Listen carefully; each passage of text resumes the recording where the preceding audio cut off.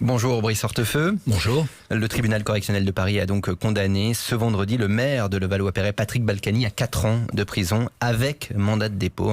Condamné pour fraude fiscale, il a passé sa deuxième nuit donc en prison. Votre réaction, Brice Hortefeux? Patrick Balkany, c'est un compagnon de route. Pour vous, vous le connaissez parfaitement bien.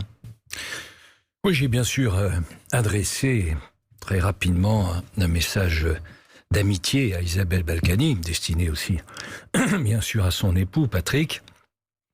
C'est l'expression d'un sentiment, pas d'une opinion sur des faits qu'eux-mêmes ont reconnus.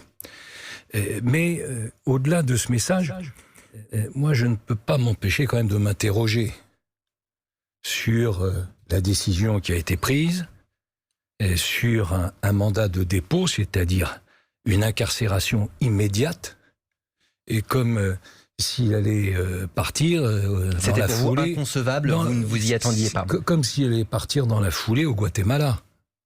Et peut-être n'ai-je pas toutes les informations, mais à ma connaissance, c'est la première fois qu'une personnalité publique est incarcérée pour des faits qui sont aujourd'hui ceux qui étaient jugés uniquement des faits de fraude fiscale. Dans l'attente également d'un prochain jugement qui va arriver le 18 octobre. Uniquement des faits de fraude fiscale.